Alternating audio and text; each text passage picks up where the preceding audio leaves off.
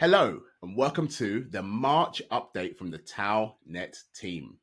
You're here with me, Fola, and without further ado, let's get into your Q&A questions for the month. All right, and the first question is from Onda, and they ask, if Tau adapts to me, will it adapt to the way I speak? Having to learn Tau language or a controlled natural language, it seems like an extra step. Yes, you will need to take a step towards using, for example, controlled natural languages, which will not be supported initially. Initially, you will have to use Tau language, but the benefits far outweigh the effort. This ensures precise, unambiguous input, allowing TauNet to mechanically verify, reason over, and adapt its knowledge and logic according to your exact specifications.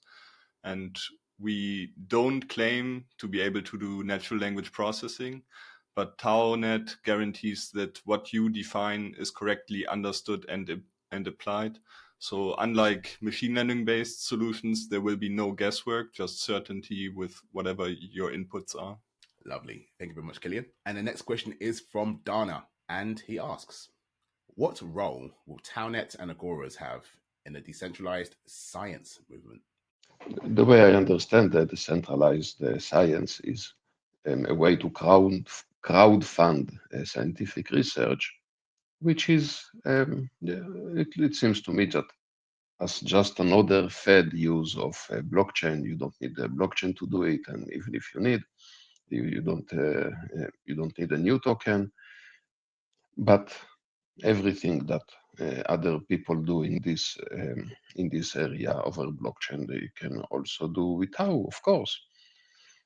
I don't see how, in the short term, Tau will allow way beyond that. Tau is not gonna understand scientific papers anytime soon. But you could have maybe more complex DAOs, more complex smart contracts that involve things like supporting science as well as many other stuff. Any other thing that lives on the blockchain can all be connected together by logical means. All right, fantastic. Thanks, Ahad. And the next question is from Olwig, and they ask, what are the biggest technical challenges the team has solved recently? And what hurdles are you currently tackling? Thank you, Oleg, for that great question.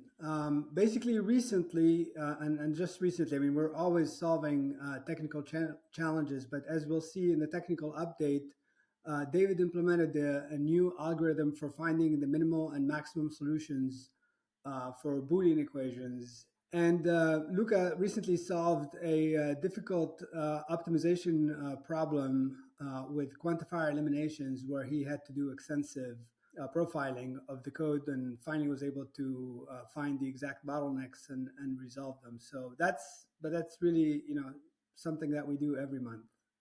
But yeah, thanks for that great question. All right, fantastic. Thanks, Kareem.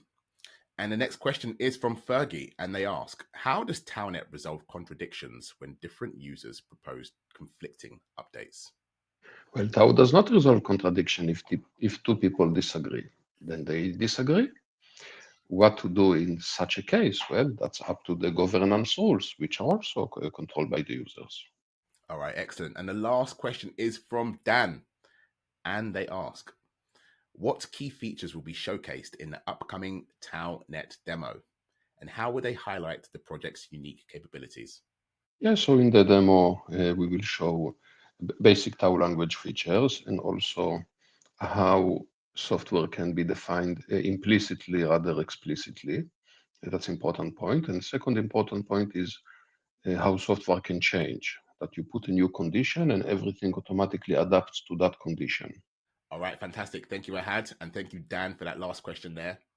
And that about wraps it up for the Q&A from the TauNet team. So we'll see you on all our socials. Follow us on X, follow us on Reddit, and obviously make sure you join us on Telegram. Cheers.